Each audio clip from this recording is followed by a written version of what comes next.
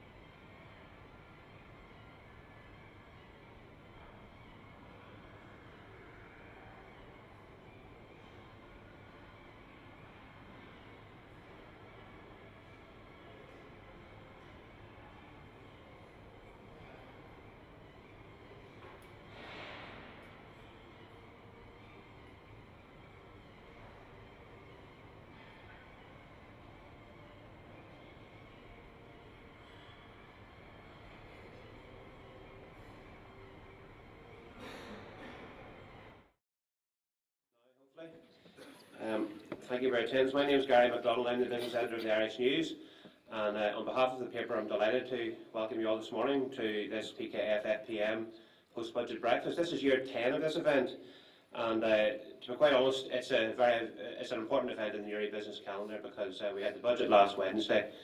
You never have time on the day to really disseminate what goes on, and this is a very valuable tool we find to allow businesses and individuals to know how the budget will impact them. Very important budget as always within the UK. It's the last budget within the current government, and it's one of those budgets that will follow through, or there's always, I suppose, the potential to rip it up and start again if there's a new government. And the interesting thing that we do have within the next government within the UK, certainly, I mean, I was talking to someone at the weekend and they were talking about the permutations of the next government, and strangely enough there are about 20 possible permutations through from an outright victory for the Conservatives or Labour right through to various rainbow coalitions. So we wait and see. So it's going to be a very interesting vote on the 7th of May within the UK. So hopefully our expert panel this morning will take us through what happened last week and what may happen in post-election. Our three speakers this morning, just to introduce them, they'll pop up and pop down again. After they have spoken, we will have a Q&A session. Our three speakers this morning, very prominent speakers, you will know lots of them. Brian Keenan is first up. Brian's Director of Taxation at Accountants Ireland. He has spoken at these events before, and he will bring his expert view from across the border. And we're looking forward very much to hearing all the speakers. So Brian's up first, and secondly, we have two very well-known PKF-FPM directors in Paddy Hardy and Michael McLaren. Interestingly, and I think I was going to say, this is our 10th year doing this, and the previous 9 years was quite easy to say FPM. It's a lot harder this year to say PKF-FPM, but I do feel sorry for some of the girls who have to answer the phones.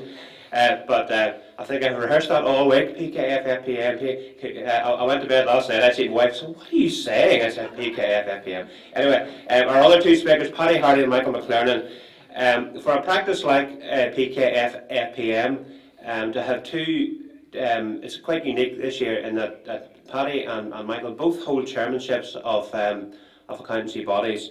Paddy is chair of Northern Ireland Tax at the Chartered Accountants Ireland, and Michael is Northern Ireland chair of Chartered Ireland. I think that's right. I think I've got that right. But for a practice like this in Uri to hold these two chairmanships, it's the first time it has happened. Very unique.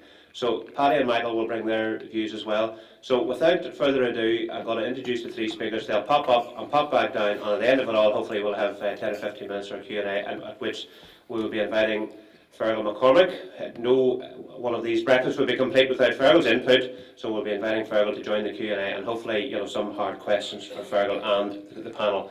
So without further ado, I'll introduce you first and foremost to Brian, Director of Taxation for Accountants Ireland. Brian.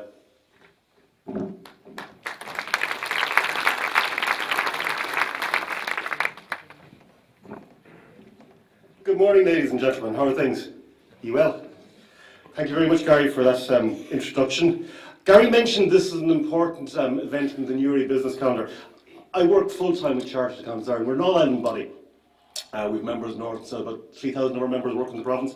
And I can tell you, I do a certain amount of these around the country. This is not just a significant event for Uri. This is a significant budget briefing in the island. And congratulations to Fergal and all the team in FPM, PKF, or is it the other way around, for organising this for us. I've been asked to set the scene a little bit this morning, and specifically to steer away from economics. Now, I can see already you're very disappointed with that prospect. But moving quickly on, the first thing I want to talk about is this slide here. And this is a picture, a contemporaneous picture of the Boston Tea Party. They didn't even know it was going to be called the Boston Tea Party. They were calling it the disruption at Boston Harbour. And just two things to draw to your attention, two or three things perhaps. First of all, you're looking at a situation here where people are protesting about taxes being imposed because they don't have representation. Now, we all in the province have representation in the Stormont Assembly, and I'm going to come back to that at the end of the talk because it's going to be really important. But the second thing I want to draw to your attention is this.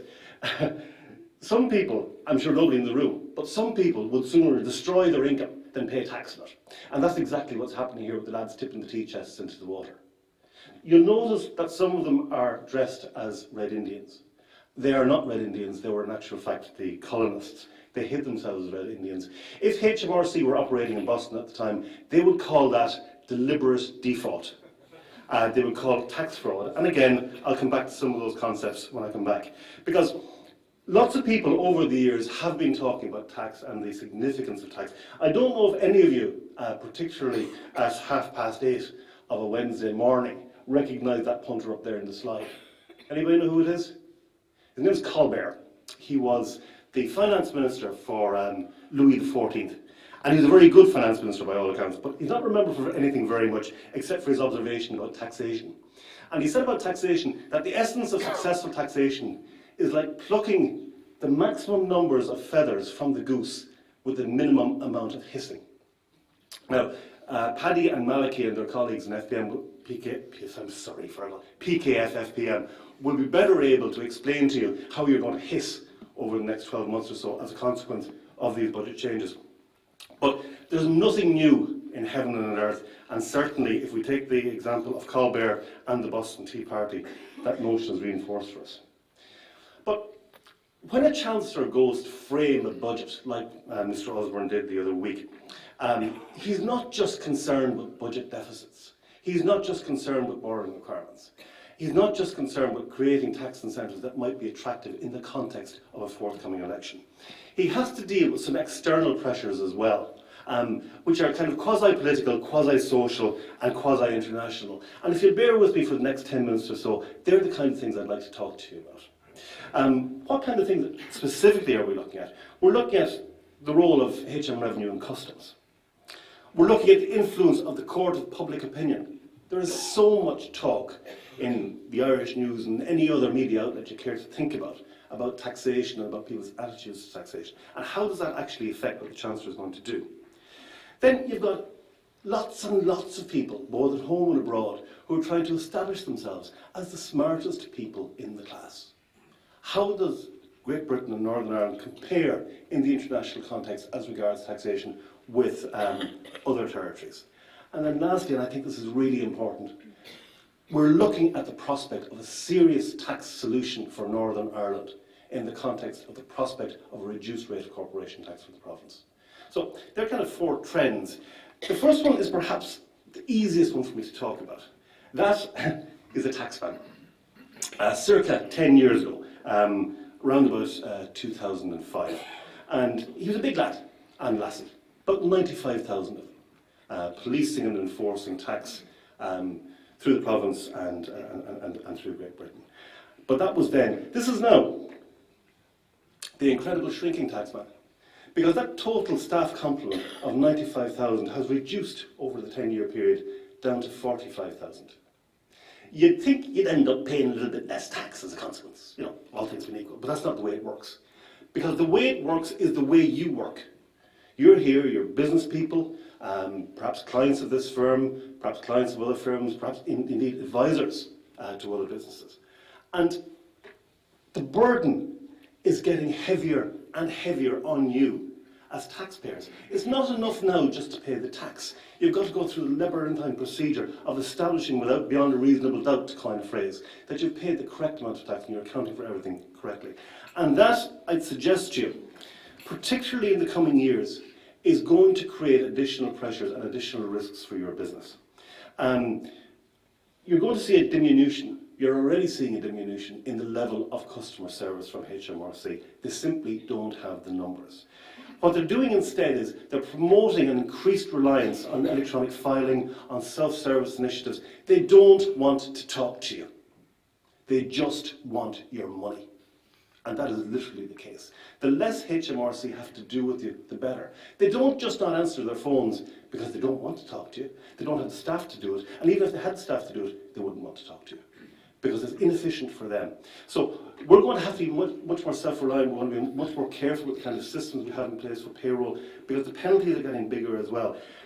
The devolution of tax is more than just the devolution of corporation tax rates to the province. It's actually the devolution of collection responsibility from the public sector to the private sector. And watch that as a trend, because it's very prevalent in this budget, and the lads will explain that much better than I possibly can. Because if you actually look at who collects, look where the money's coming from. Income tax, nearly 41% of the total receipts. Value-added tax, 27%. That's an interesting kind of a switch. Back in the boom, do you remember we used to have a boom a while back? Back in the boom, VAT from time to time would almost exceed the amount of income tax collected because of an expenditure tax. God be with the days. Anyway, you've got excise coming in at 15%, stamp duties 3%, 1%. But think a little bit about the composition of that. Income tax, 156 billion last year. But of that 156 billion, nearly 90% of it was not collected by HM Revenue and Customs. It was collected by you as employers, operating PAYE, operating national insurance. That's a big risk area for you. That's not going to go away. Same thing with VAT. HMRC don't collect any VAT. You collect the VAT. You pay it over. Watch that as a risk area. The only consolation is that I know some of you have cross-border interest, and some of you have come from south of the border this morning. It's not just in the UK, it's right across the island. It's extraordinary, actually, the parallels in terms of the relativities of what gets collected. You've got, income tax, VAT, corporation tax, pretty much the same in the north and the south. Enough about those kind of problems in the HMRC. What about problems in the political context, in the broader political context? You've heard of Apple, you've heard of Fiat, you've heard of Starbucks. They're together on a slide because the European Commission is investigating their tax behaviours within Europe. And the significance of this is not that the European Commission are examining tax, but they are examining the way in which HMRC and the Irish revenue actually applied the tax, and the Belgian revenue, and the Dutch revenue, and whoever else. It's not about the law, it's about how the law is applied. That is new in the international context. That has been a significant shaper of Mr. Osborne's comments last week.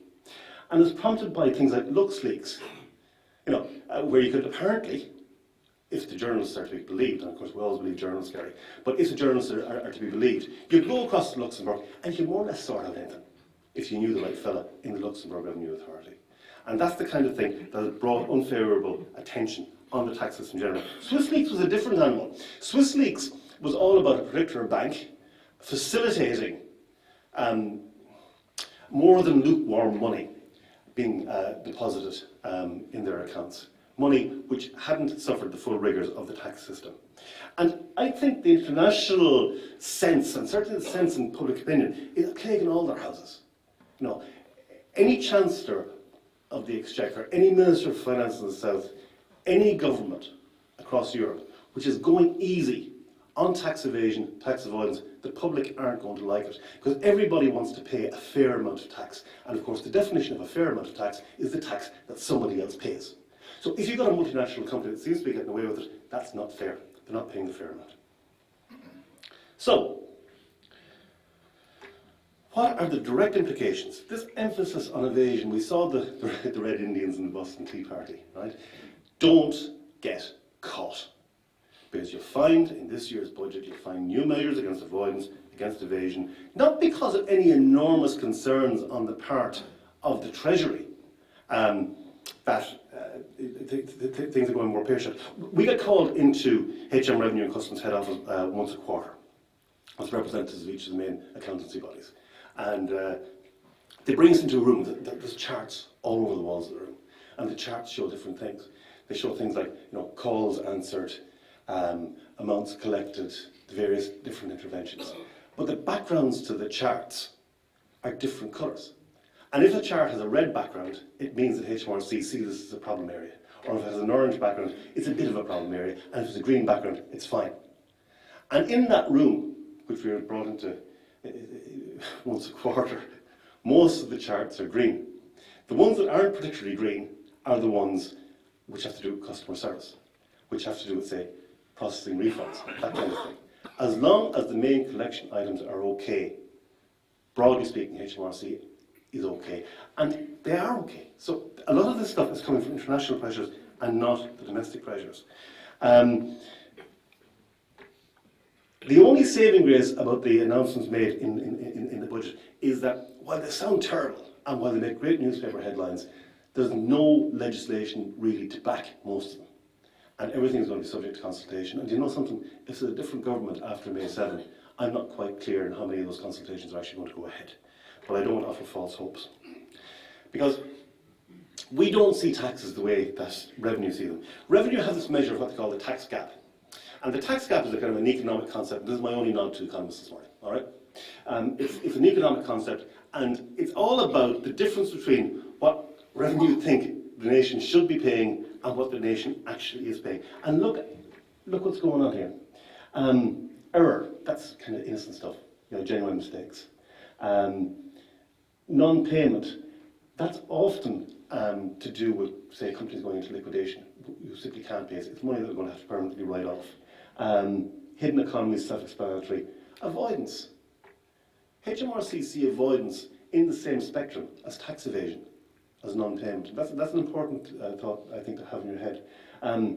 Evasion, very straightforward.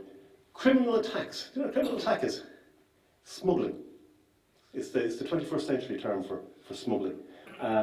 But a lot of the stuff in the budget had to do with anti-avoidance. But anti-avoidance is only a tiny component of the overall UK tax gap. Again, it's because of the push of public opinion. Then there's political opinion. There are two international organisations which very much shape economic and taxation policy, whether we like it or not. One is the OECD, the Organisation for Economic Cooperation and Development.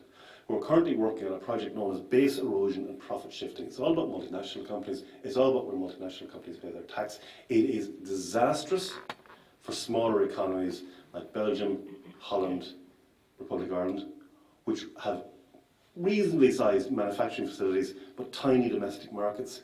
Great for the UK, great for the States, which have big manufacturing, big domestic markets. Because what BEPS, if you want to put BEPS into a nutshell, what BEPS is about ensuring that corporation tax gets paid where companies make their sales. That's the Ladybird Guide to BEPS.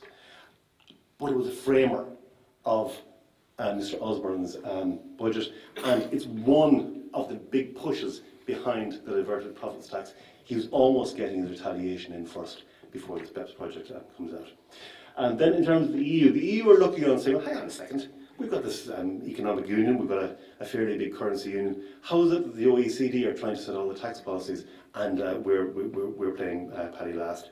And they've come up with all kinds of things like this directive on administrative cooperation, where essentially revenues will get together and tell each other what they're doing with all their multinationals.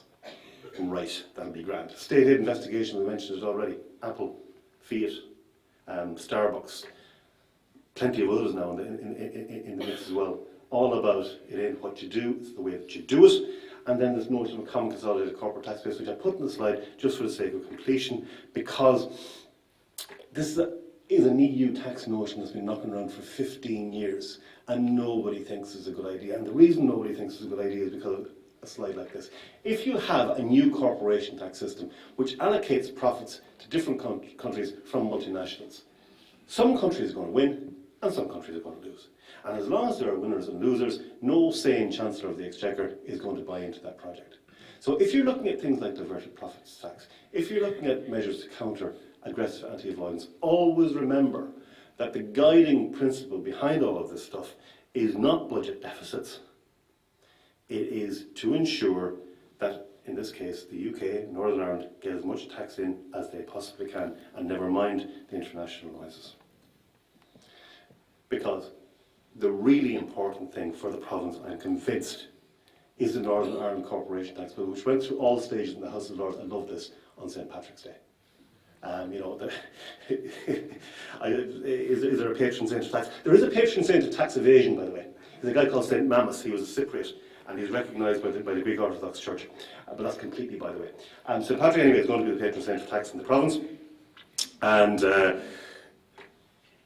if this bill meets the main criterion, which is the fulfilment of the Stormont House Agreement, the Stormont Assembly, the Executive, will be able to set a reduced rate of corporation tax for the province. They'll have the devolved responsibility. And is that important? I've been involved, I have to confess, and my institute has been involved in campaigns for this for many, many years. And over the course of that campaign, I got to meet a gentleman called Sir George Quinn, I got to know him slightly, a thorough gentleman, former head of civil service here, a great man for the province. And he said, in the real world, shortlisted regions would all be highly attractive with very little to differentiate them on their ability to accommodate investment successfully. Why, in enough cases, to make a big difference, would the investor not choose the one which wins hands down on tax? This province really needs foreign direct investment. It will have an enormous advantage over practically every other territory in Europe if it has a special reduced corporation tax rate. And that is in the hands, not of Westminster anymore, but of the local politicians. And I know many of you are influential here in Newry and Mourne, are influential in the province as a whole. You need to be saying to the MLAs, you need to be saying to the MPs, this isn't just another bill, this is of fundamental importance to the province. Because it does come down to politics. It really does. But you have to be careful where politics might bring you. Thank you very much indeed. I'm going to hand you over now to Paddy Harty. Thank you very much for your attention. I hope you found that useful. We'll talk again soon.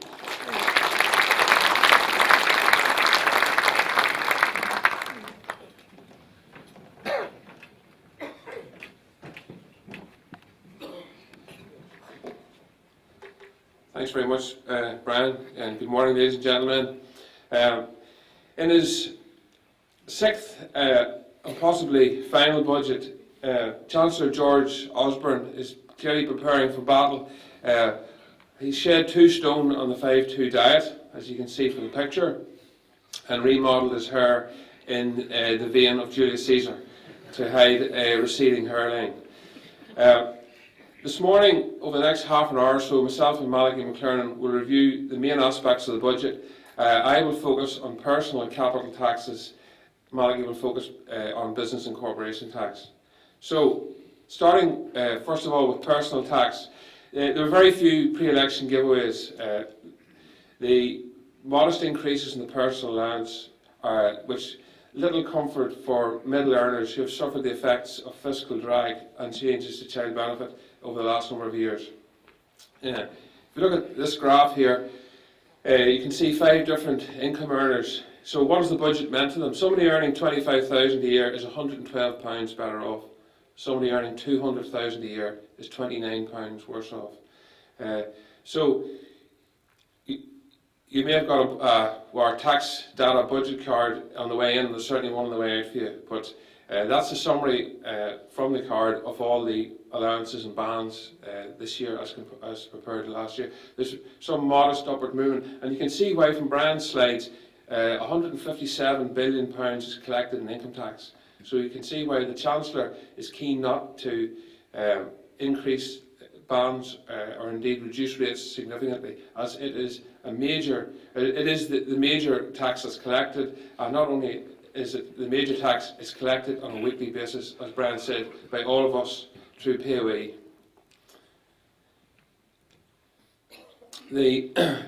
So that slide shows the higher rate band, where it's going to go over the next number of years, and the personal allowance at the bottom. So you can see very, very little movement predicted, or in fact is going to come about, which is going to drag more and more people into higher rate tax.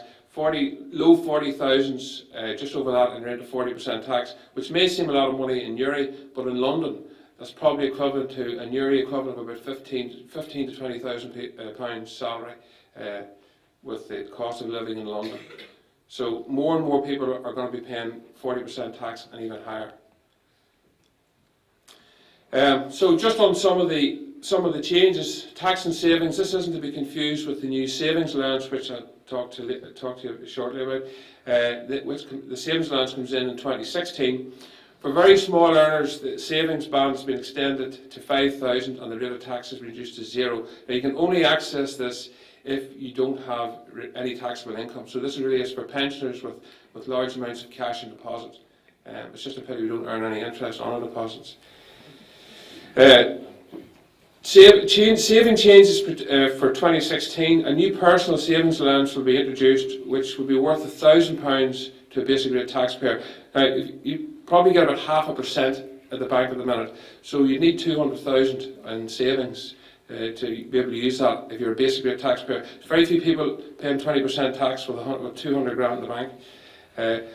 It's worth £500 to a 40% taxpayer, and a big change. Banks will no longer deduct tax at source, which will be, I suppose, it's an administrative burden for pensioners having to apply not to have their interest paid gross. That'll all end. With the savings allowance, we have now perhaps seen the death of the cash ISA. Why would you have a cash ISA if you have if there's no interest, if there's no tax taken on the first £1,000 of your interest? However, ISA changes featured heavily in the budget.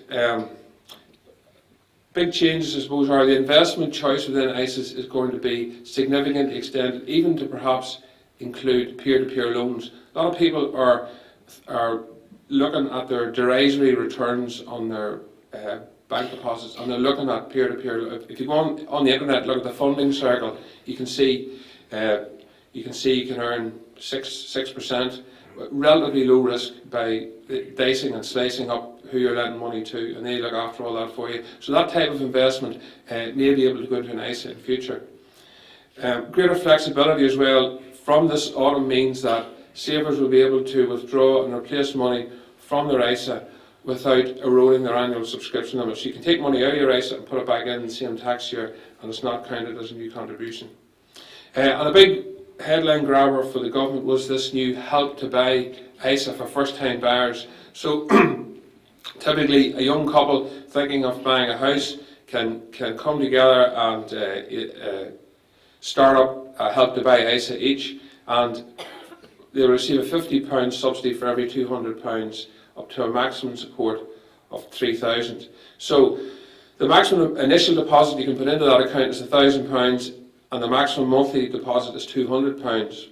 So over 4.5 years you can build up 15,000, of which you've only put in 12 and the government's put in 3. So a couple together could save 30,000 for a deposit in a house, which is a fairly good measure, which is available from autumn 15.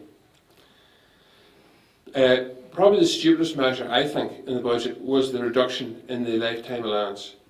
This is the fourth reduction. It was cut to 1.8 million to 1.5, 1.5 to 1.25, and it's now a million.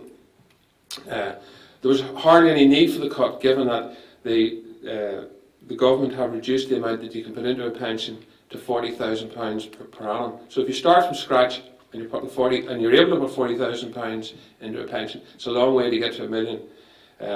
So there was hardly any need to reduce the lifetime allowance to £1 million, but savings above the limit will be taxed at 55% whenever you draw your benefits. So this is clearly a measure to raise tax from long-serving public servants, senior teachers, senior doctors, NHS workers, police officers.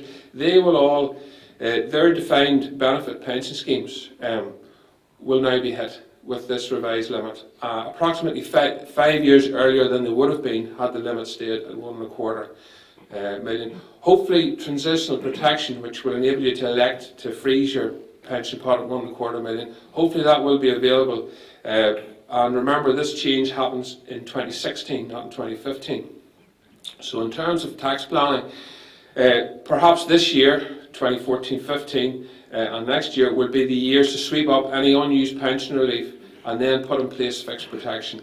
I would strongly recommend you speak to your pension advisor, because there's very little time to act. On a positive note, pension reform it happens on the 6th of April, and this really enables you to take what you want when you want from your pension. So, this was the one big sticking block when you talk to clients about putting money into pension. They always say, well, how am I going to get it out? And you used to have to buy it. You could always take a quarter of your fund tax free, but the rest of it you had to buy an annuity, or you'd go into a phased drawdown contract. But now you can literally take as much as you want when you want. You're going to pay again. The first quarter of your fund is going to be tax free, but you can then decide. You can take a certain amount of money out to make sure you're only paying tax at 20%. You can take a larger amount out if you have an urgent cash call. But this radical reform takes place this April. So, in addition, the 5 million pensioners are currently in annuity contracts, and it is also proposed in the budget that those annuitants will be able to effectively sell their annuities into a second-hand market to the highest bidder. Technically, the contract won't be unwound. Rather, the income will be reassigned to the purchaser, and the proceeds taken as a taxable lump sum, a new annuity, or put into a new pension. So, it still is wise, I believe, to invest in pensions. However, pensions have yet again been tinkered with.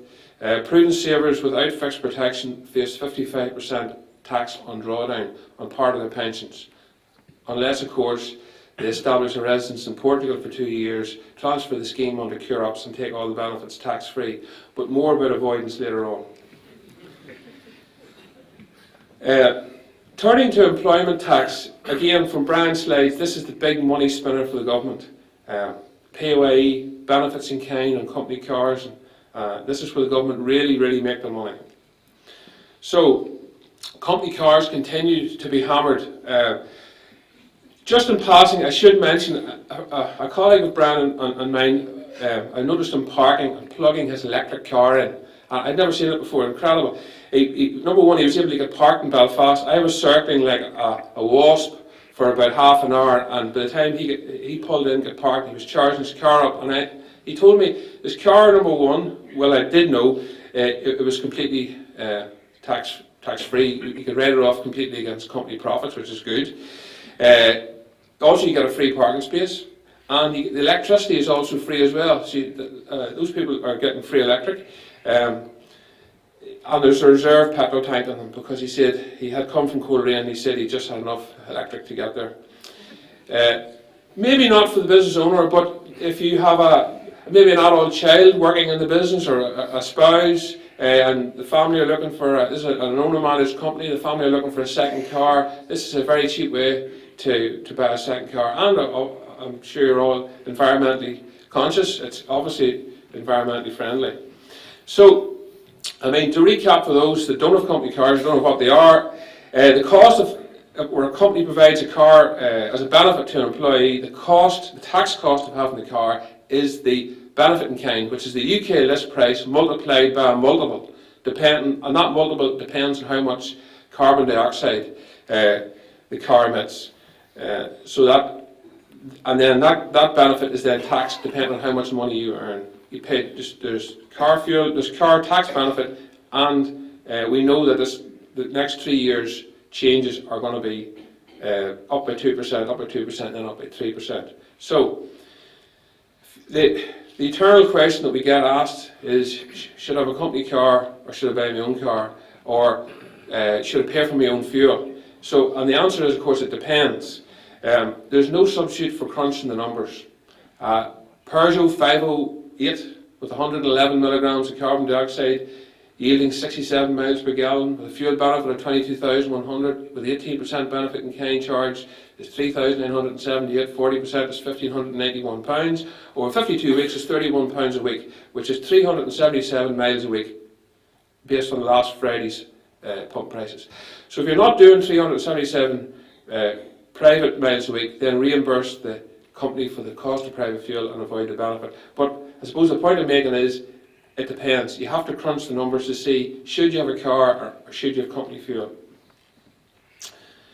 No change in employers' national insurance. Thankfully, it stays at 13.8%. Very little change in national insurance, except for the under 21s, where there's a fairly significant change. If you employ under 21-year-olds, there's no employers' national insurance on the first £815 a weekly earnings. They might say, who's going to employ an under 21 on 40,000 a year? It's probably aimed at IT workers working in London, but it's a fairly, the previous limit was £153, so that's gone up significantly. And finally, in the area of POE, there's a lot of so sensibly, there's a lot of statutory exemptions that have been brought in for trivial benefits in kind. Now, turning to capital taxes, which is capital gains tax and inheritance tax.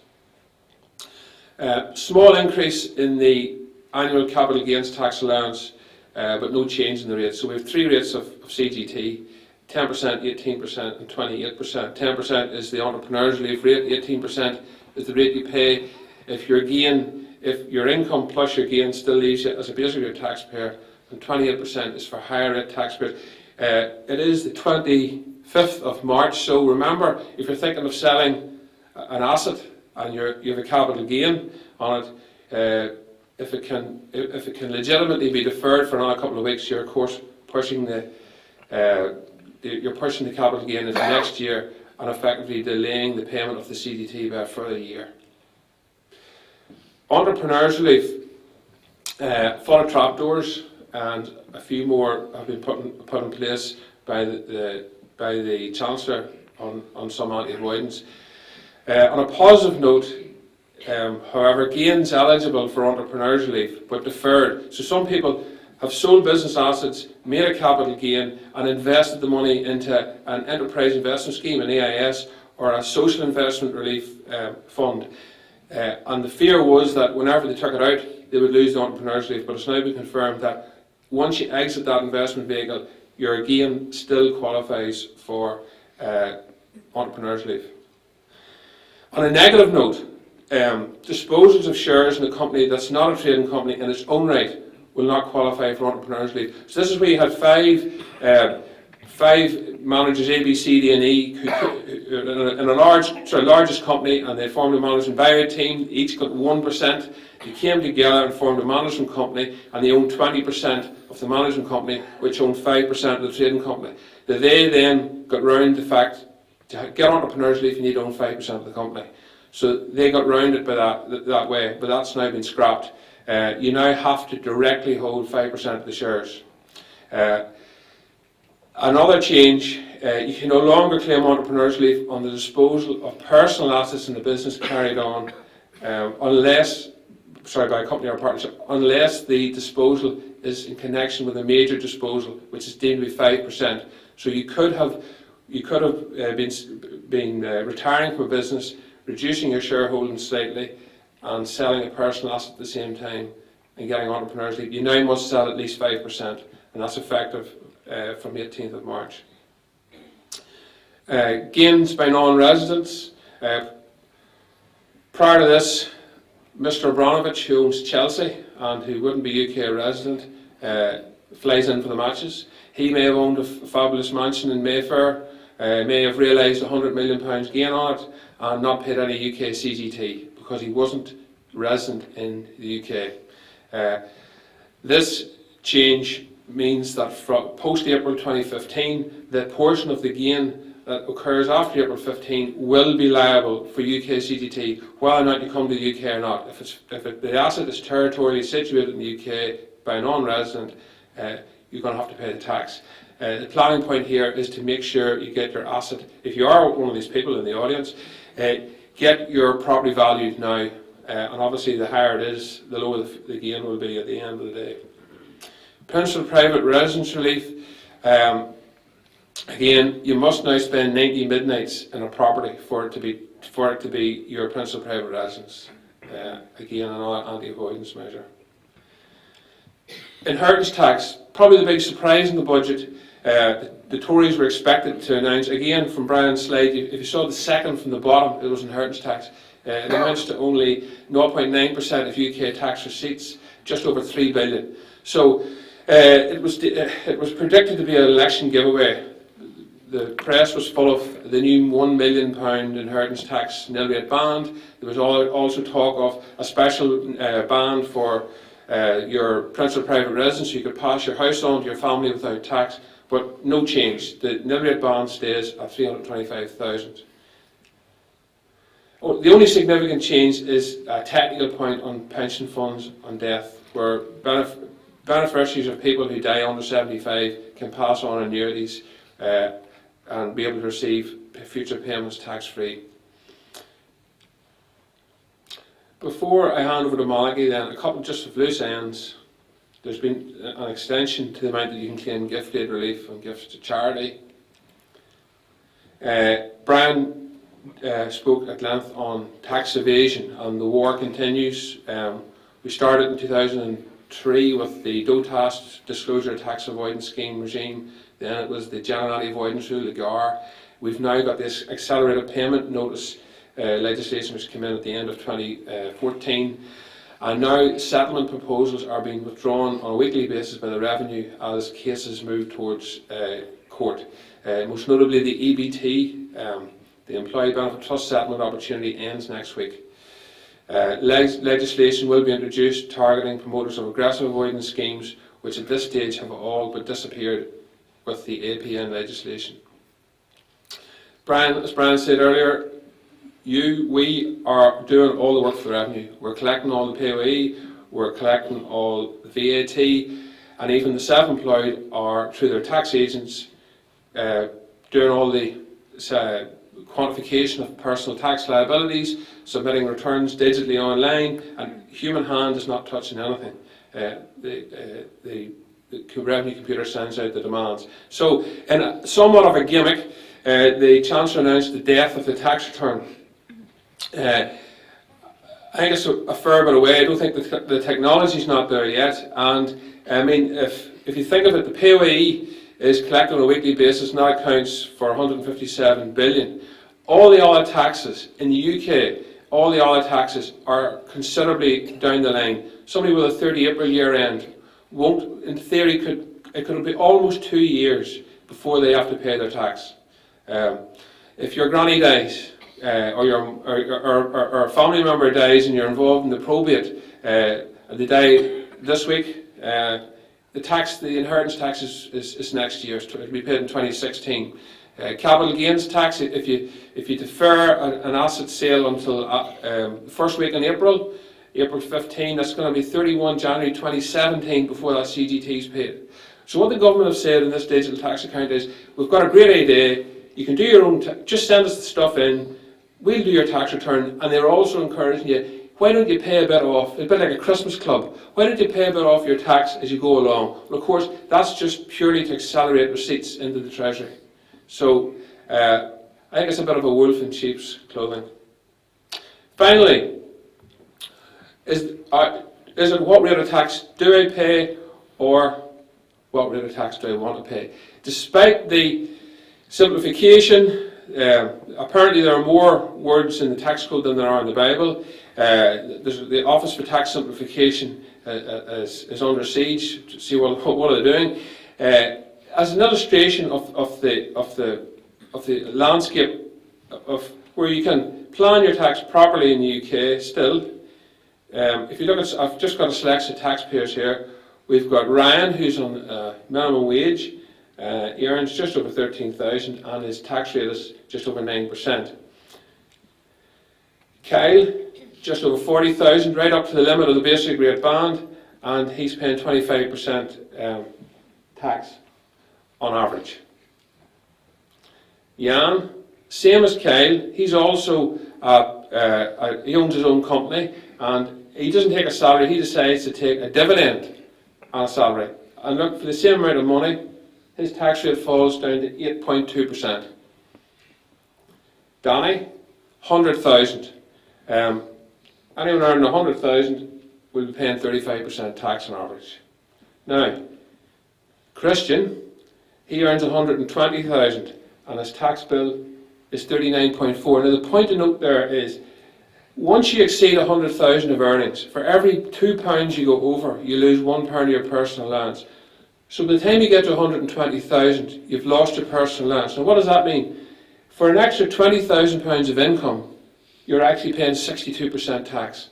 So if you're earning more than 100,000, you should be going to your employer and asking for a thing called a salary sacrifice, which typically is asking just to pay 100,000 and would they give the rest to you in the form of a pension. So if you look at Musa, I'm working my way to the Tottenham side here, if there's any Spurs fans in the audience, still at the midfield with Dembele, who should get far more starts than he does. Musa has asked for a salary sacrifice, and look, his tax bill's gone down to 35% from Christian's 39.4, and remember he's got £20,000 in his pension as well. So in reality, his tax rate really is 29%, which is a huge saving. So with a bit of careful planning, particularly in these last few days of the tax year, it's not all doom and gloom. And Harry, up front, top scorer in Premier League in all competitions. Harry, a £200,000, somebody on a £200,000 salary pays 41.7% tax. So ladies and gentlemen, I am going to hand over to Maggie McLernan, who's going to talk to you about business and corporation tax. Thank you very much.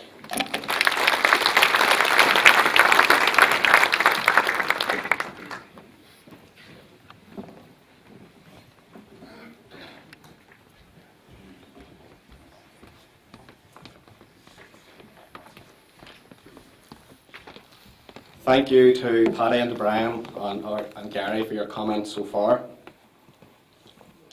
As Paddy has said, I'm Malachy McLernan and I joined Team PKF-FPM almost 2 months ago, and I'm delighted to be here this morning. For the next short while, I'm going to take you through some updates to the business and corporation tax following last week's budget. I am aware there's a very important press conference taking place at 12 o'clock in Kilkenny, and I promise to have you out for that. As a business advisor and tax practitioner, the tax world is a really exciting place to be at the moment. When the Chancellor's new hairstyle and smart suit gets as much publicity as the details in the budget itself, it really is clear that tax is front page news. But on a more serious note, there is the ongoing debate around tax morality and the debate around tax transparency. Companies like Apple, Amazon, Google and Starbucks have seen to that. And more recently, as Brian has said, we've had the Panorama programme on the revelations about HSBC and the alleged tax avoidance of wealthy individuals with bank accounts in Switzerland. A little bit on the history of corporation tax. It was introduced in the UK in April 1965 at a main rate of 40%. Before 1965, companies paid tax at the income tax rate, which was as high as 50%. By 1973, the main rate had increased to 52%, but there was a small companies rate of 42%. By 1983, the main rate had reduced to 35%, and the small companies rate to 25%. By 2001, the main rate had fallen to 30%, and the small companies rate to 19%. And if we remember back to 2002, the Chancellor introduced a 0% rate of corporation tax on profits up to £10,000. This caused a huge surge in incorporations because for businesses that had profits of up to £50,000, they could pay a very small amount of corporation tax, and provided they took the remuneration through a dividend, could pay no more personal tax liabilities on that profit. The 2007 budget announced the main rate cut from 30 to 28%, and from April 2008 it is gradually reduced.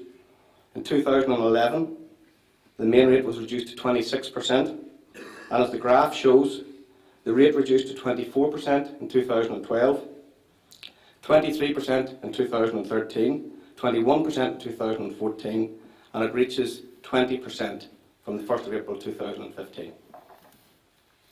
However, you will all be aware of the current opportunity in Northern Ireland to enact legislation that would allow the Northern Ireland Executive and the Northern Ireland Assembly to set the rate of corporation tax below that of the rest of the UK because of our unique position of a land border with the Republic of Ireland.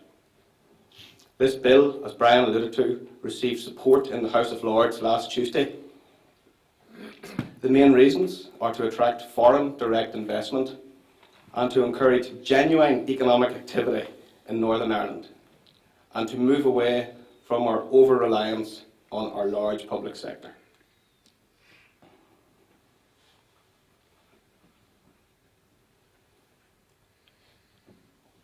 So what do we know and what do we not know about the Northern Ireland corporation tax rates? Some of the unknowns. The rate is to be set by the Northern Ireland Assembly, but as yet it is not determined. Some commentators believe it will mirror the Republic of Ireland's rate of 12.5%. Other commentators believe it might go as low as 10%. The earliest it will commence is the 1st of April 2017, and we don't know if it will be phased in or if it will be a cliff edge from day one. Again, initial commentary had suggested it would be phased in over a number of years, but latest views from some are that we might see the lower rate introduced with immediate effect. What do we know? Non-trading profits are completely excluded from the rate, so any rental income or any interest income is not included in the Northern Ireland rate. It only applies to trading profits, and even then not all trading profits. And most importantly, it only applies to Northern Ireland profits of a trade. The company must be carrying on a qualifying trade, i.e. it must not be an excluded trade, so any trades in oil, lending and most banking activities, investment management and long-term insurance are excluded. The Northern Ireland company must meet either a small and medium-sized enterprise exemption or the large company test. The SME will be a Northern Ireland company if at least 75% of its staff time and costs relate to work carried out in Northern Ireland. This is a simple in-out test, and those failing it will not be eligible for the Northern Ireland rate of corporation tax. Workforce has been defined as company directors, employees and externally provided workers. I foresee this test causing practical problems for many businesses, such as those engaged in the construction industry, which tender for work throughout the UK and Ireland and send people wherever that work is.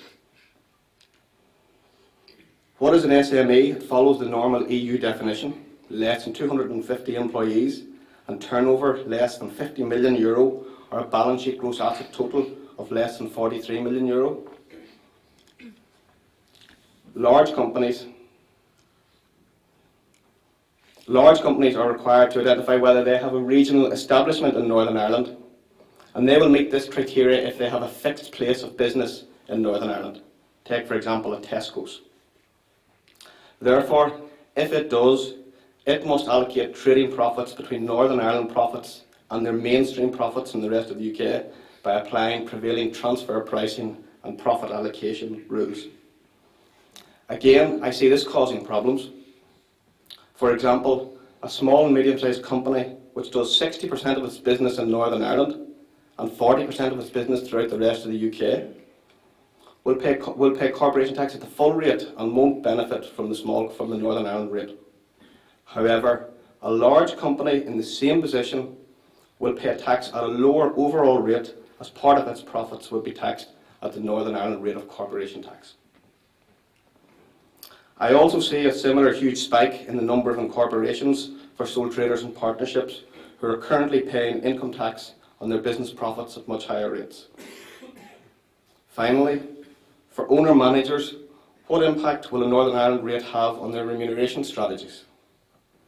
The value of a tax deduction, be it a salary, a bonus, or a pension contribution, is reduced as the corporation tax rate reduces, and where possible, those payments should be made now. If I move on to capital allowances are a tax relief available to a taxpayer on certain capital expenditure within a commercial property. They reduce the amount of tax paid either for an income taxpayer or a corporation taxpayer, directly resulting in a cash benefit to the business. Capital expenditure of up to £500,000 on plant and machinery, fixtures and fittings used in your business should qualify for the annual investment allowance, thus providing 100% tax relief on that capital expenditure. This allowance was introduced in April 2014 and it runs to the 31st of December 2015, when it is due to revert to a £25,000 allowance. However, there are discussions to consider this reduction, but it is important for all businesses to consider the impact of capital allowances on their capital expenditure budgets for 2015 and 2016. Some updates on research and development tax credits. Small and medium-sized enterprise relief increases from April 2015 to 230%. The definition of small and medium-sized enterprises for R&D purposes is slightly different to that for Northern Ireland corporation tax rate. You have to have less than 500 employees, annual turnover not more than €100 million, or a balance sheet total not more than €84 million. For an SME company, from 1 April 2015, a company that spent £1 million on R&D expenditure will get an extra 130% of a revenue deduction, thus saving an additional £260,000 in tax, a tax saving of 26%.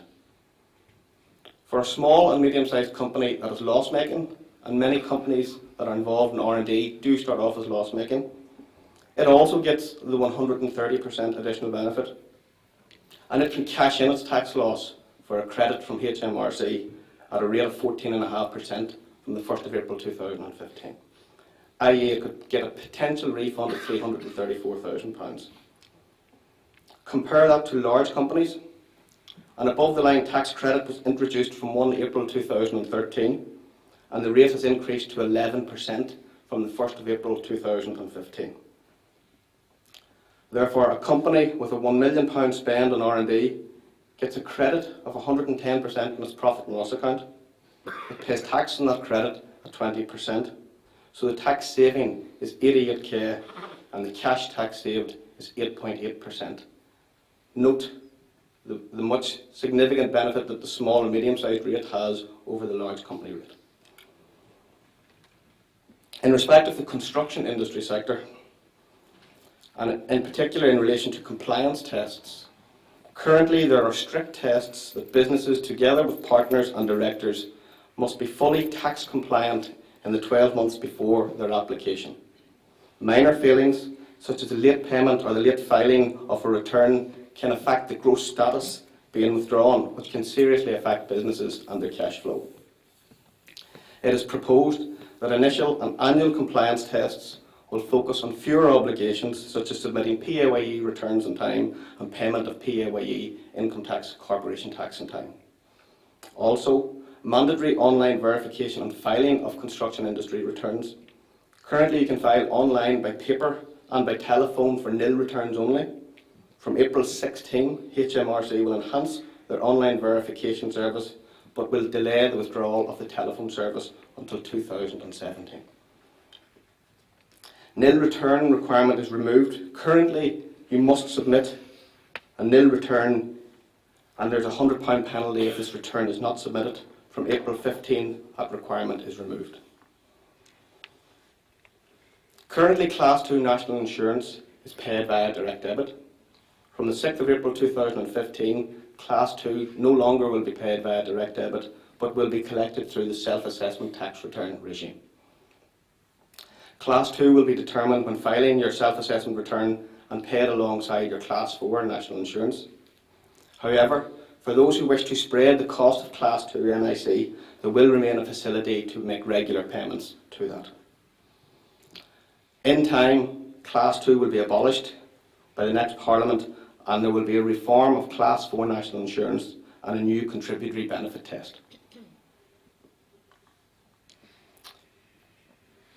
Until the 3rd of December 2014, a sole trader or partnership carrying on a trade could transfer its business to a limited company and claim entrepreneurs' relief on the gain from the disposal of goodwill or other intangibles that had been generated in the business.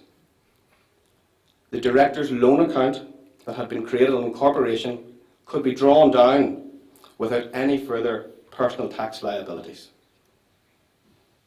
This meant that an individual paid capital gains tax of 10% on the incorporation of a business, and then when the company starts to operate the business and generate profits, which are taxed at 20% in the company, these profits could be repatriated to the shareholders without further tax charges by repaying the company loan account.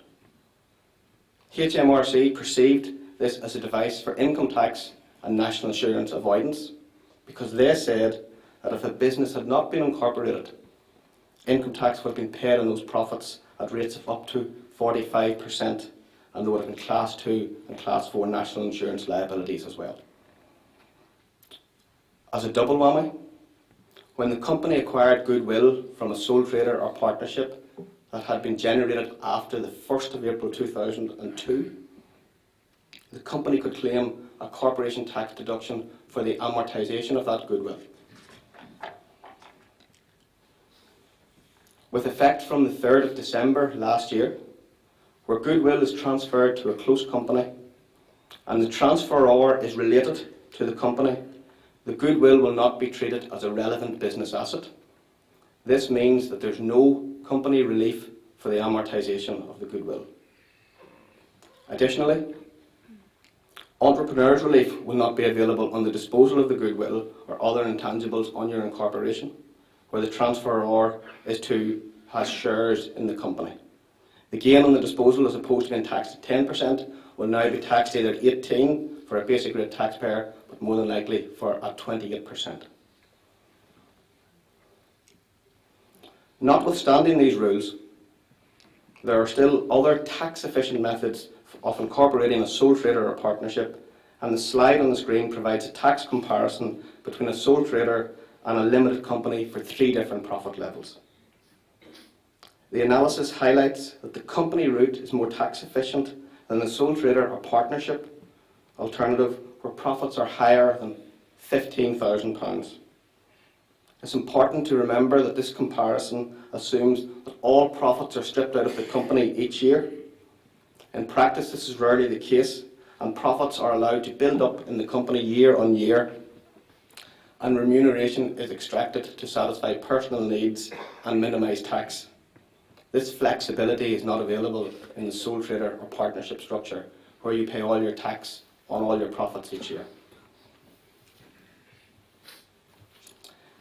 Diverted profits tax, or the so-called Google tax, as they talk about, was announced again in December 2014 and is aimed at companies that use aggressive tax planning structures to divert their profits away from their home countries to the country where the businesses, goods or services are being produced, to a low tax jurisdiction. As the HMRC guidance makes out, there are two scenarios. When the business is structured to avoid a taxable presence in the UK, similar to what Amazon were trying to do, and creating a tax advantage by using taxable transactions or entities that lack real economic substance, e.g. paying profits to a company situated in a tax haven, similar to what Starbucks were trying to do. The legislation is highly complex. It has been enacted in a hurry, and there are significant concerns about whether it will operate as intended. However, the budget confirmed it will come into force from the 1st of April, with little time for proper scrutiny of the final provisions. Those affected by the legislation are likely to amend their business operations and pay additional corporation tax rather than fall into the diverted profit tax, which is taxed at 25%. The diverted profit tax looks to be a foothold in a new world in which tax better reflects the economic substance of transactions, and every business owner involved in any form of cross-border or cross-jurisdiction transactions should be aware of these new rules and their implications. Finally, you'll be glad to hear some good news in relation to the farming industry, with the announcement that self-employed farmers will be able to average their profits over 5 years for income tax purposes from April 2016. Currently, they can average profits over 2 years, but the 5 years will help them manage their finances in times of unpredictable weather and harvests. There are almost 300,000 self-employed farmers throughout the UK, and the new measures are expected to save taxpayers somewhere in the region of £100 million between 2016 and 2020. Thank you for your time. We're now going to move over onto the panel and we can take some questions.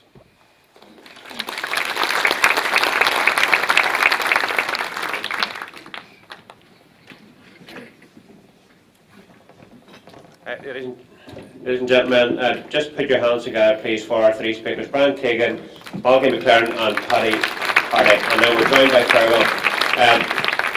We're going to take about 10 or 15 minutes here just to wind up. As always, it was a very informative, very insightful presentation from our three presenters, and I certainly learned quite a bit as well. What I did learn was that there are more words in the tax code than there are in the Bible. I learned that. I also learned from Brian, I think, that I didn't know there was a patron saint of tax avoidance, which is interesting. What I previously had known, and anyone in here will know now, I know this every year that Paddy is a big Spurs supporter, so we do know that. So if anyone here wants to fire a question or two at our panel, hopefully we will take the next 10 or 15 minutes or so. So anyone, any burning issues at this stage that they want to bring to our panel, if you would raise your hand, hopefully. I'm not sure if I've got roving mics, or maybe we don't, but just shout out loud. Anyone want to kick us off here? There will be more coffee afterwards as well, so you perk you up, but anyone particularly want to raise an issue at this stage? Well, maybe I'm going to just ask a question, and probably to Malky. You did raise the point, and one of the issues, Northern Ireland being the farming community that it is, farmers, you touched on it at the very end, Malky.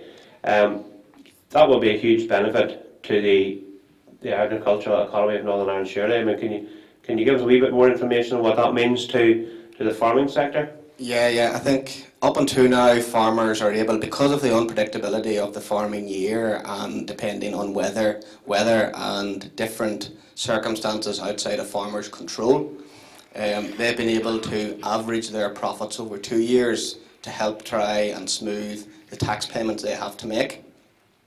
The announcement in last week's budget means that farmers now can average their profits and losses over 5 years, and I think this will be hugely beneficial in just smoothing the cash flow payments that farmers have to make. Thank you. Anyone still? Because I have another question I want to ask, so maybe when you're thinking of even harder questions out on the floor. I'll probably direct this to Fergal. Well, thank you for joining us, Fergal. It's not often you're so quiet for so long, but hopefully we'll put this right now. We have been talking for many years at these breakfasts about corporation tax, and finally, notwithstanding the difficulties that we still have, I suppose, up at Stormont over the political issue of pensions, etc., but it looks as though it is over the line. Just how important is that corporation tax? I know Brian did kick on, but your view on corporation tax, we have talked about it many times down the years. What's your view? How will that impact our economy over the next 4, 5, 10 years? Well, I think there's nothing has the potential to be as important. It's a game changer. You won't see it immediately. You have to look at it over 10 years. I suppose, like anything, you have to look at the implications if it doesn't happen. If it doesn't happen, in 10 years' time, we're still going to be 70% dependent on the public sector. We're still going to have the lowest wages in the UK. We're still going to have an economy that, in good times, doesn't fully achieve the good times. Albeit in bad, we don't fall necessarily as low as a private sector economy. But if we're going to create the wealth and if we're going to create the excitement within Northern Ireland for the next generation, there's no alternative. It's only a game in town. It will attract the best businesses. The best businesses pay the best salaries. The best businesses in the world, ultimately, as the South has seen, if you look at the pharmaceutical sector, ultimately set standards. And what that does is that allows also a transfer of knowledge, because it's the spin out of those businesses. I mean, people said, I remember some of us, as old as myself, remember when Digital left Galway, it's the end of the West. But it's not, because in that period of 5 or 10 years, people living in Northern Ireland get access to marketing, technology that is being used throughout the world, and they spin out and they start their own businesses. So therefore, because we're operating from such a small private sector base, if we can do anything which greatly enhances our access to knowledge and markets and transfer of knowledge, it has to be good. And there is no doubt about it that in the past we tried to attract businesses through grants. And what that meant was that you were trying to get a business who wasn't sure whether they were going to make money or not, but they wanted your money. But actually, if you try to attract businesses through reduced tax, what you're saying to them is, actually, if you make a lot of money, this is a good place to come to, because actually, we're not going to charge you as much tax. And tax is a cost to international business. So if you can provide a location with low taxes. Now, I think one of the most significant points that Malachy made, and I do think we've been very conscious of this, particularly in cross-border business, you'd be surprised how many companies may have a problem on the 75% rule.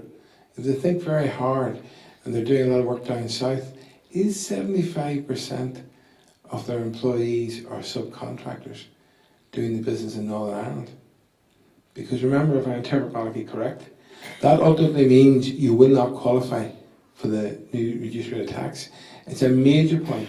You also have, because of the significant collapse in the world economy, particularly the island economy, thankfully we've been encouraging a lot more business, particularly in the construction engineering sectors, to work offshore, and particularly look at UK mainland at present. A number of our large construction companies and civil engineering companies have grown their turnover maybe 1,000% in UK mainland. Believe it or not, they have a lot of work to do to get benefit from the 10% tax, and it will require astute planning to basically ensure that you don't all of a sudden think you're paying 10% tax and suddenly realise a year later you don't qualify for it. So there is a number of astute planning that needs to be put in place in advance, but it has to be great news. And again, I know Brian said it, and I see a few politicians in the audience. I can honestly say that everyone will benefit long term. from lower corporation tax, because wealth creation creates the money to build more hospitals, to build more schools. And if we are totally dependent in this region on our friends in southeast England giving us 10 or 12 billion a year, you know, we have to be careful. We need to ultimately be able to more and more make the case that we are making a positive contribution. And to make that case, we have to generate wealth. And the only way we can generate wealth at present, because we have such a low base to start from, is through complementing our existing tremendous entrepreneurs with foreign direct investments.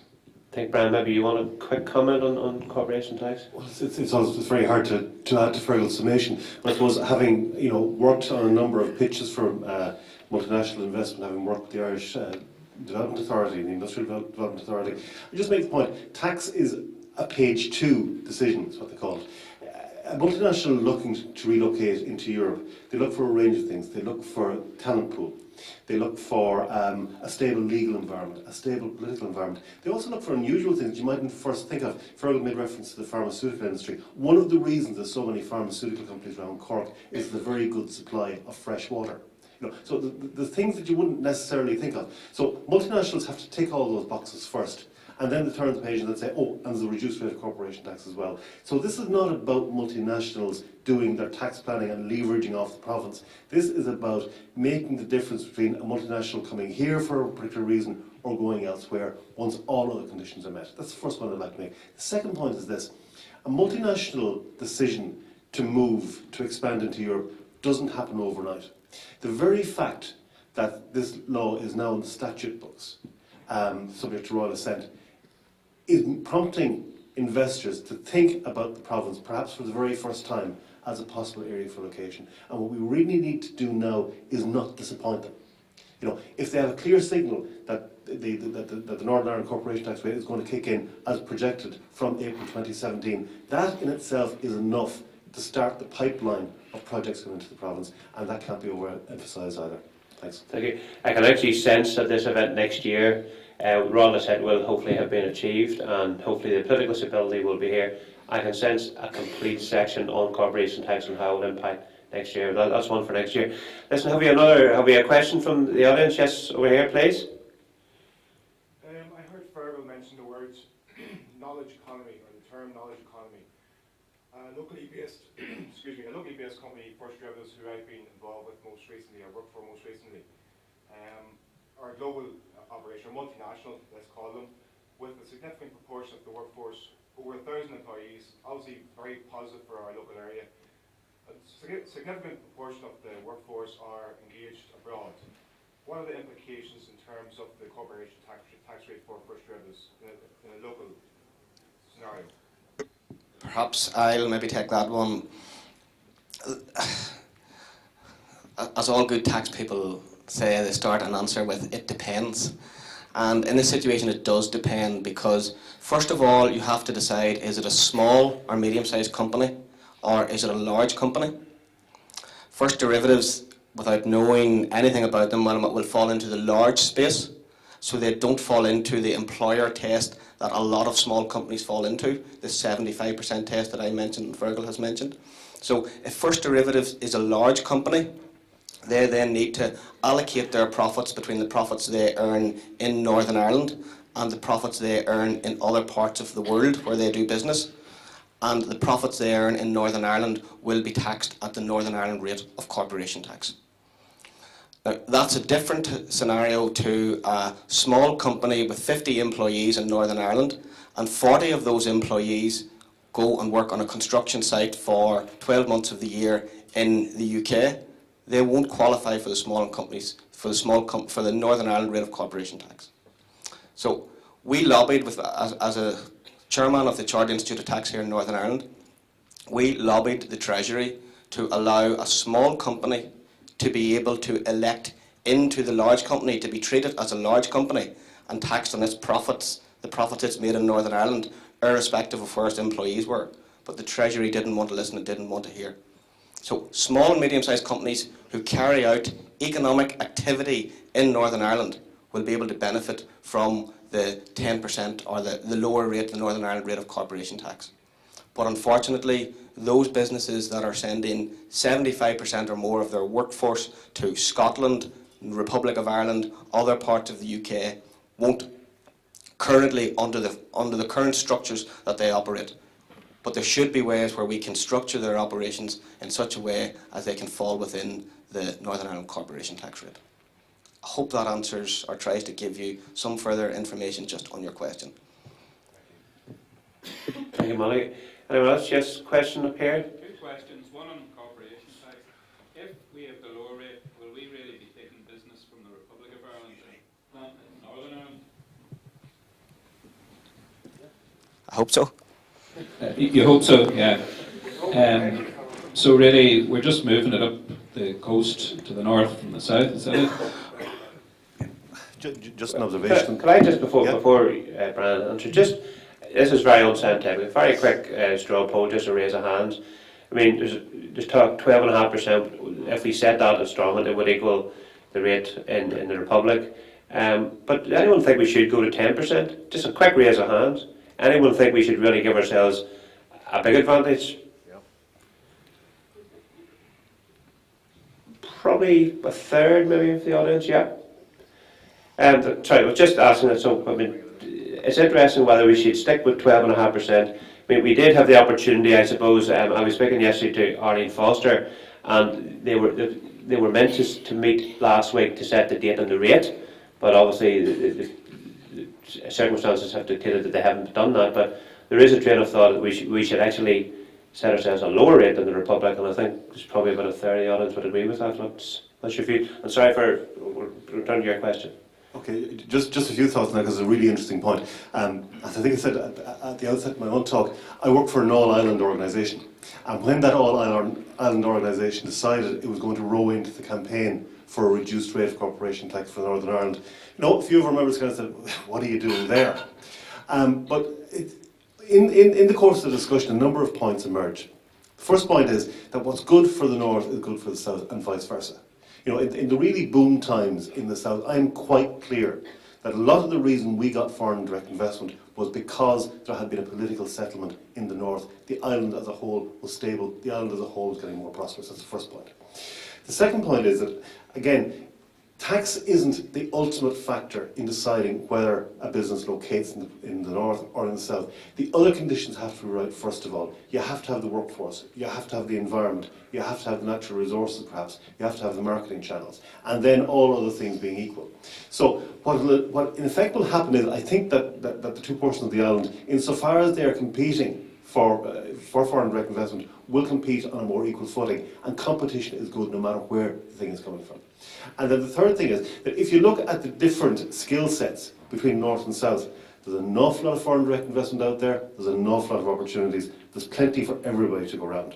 So I really believe that if you have a strong all-island economy, then everybody wins. And really, you know, no more than, you know, the tourism initiatives which market Ireland as an all-island destination, ultimately everybody wins. But we need patience to achieve that, and we need to ensure that we don't get too, you know, panicky or nervous about any political prospect. And incidentally, I don't think it really matters whether it's 10% or 12.5% in the North. The fact of the matter is it lower than your nearest competitor? Are you running faster than, not so much in the Tiger, but the guy you're running beside? That's what it's about. Well, I think, to be honest with you, the fundamental point here is it won't give rise to significant displacement. Definitely not. And where you see that from is if Brian goes back. Believe it or not, when Sir George Quigley initially launched this campaign, which he did in the Ballymac Hotel, and I was there, he couldn't at that stage get virtually anybody to back him in the North. And if you go back and do your research in this, you'll find the first person who supported the initiative was actually the Irish government. And the Irish government, to its then Foreign Affairs Minister, Brian Cowan, planted a full-page article in the Belfast Telegraph, interviewed by him, and all he talked about was the exciting possibility for an island economy with a low tax rate. And all of a sudden, they started to roll in, and again, there was a guy called Sir David Varney, and believe it or not, I met Sir David Varney, this gentleman beside me, and where did the meeting take place? The Northern Ireland politicians could not get a meeting for the accountancy profession to meet David Varney. It was actually done through the Irish government in Dublin. that meeting between the accountants and Sir David Varney, the Varney Commission, re-tax in Northern Ireland, ironically, took place in Dublin. And the reason why I did that was the facts were there to show the case that ultimately it was such a significant factor in making a key element of encouraging FDI.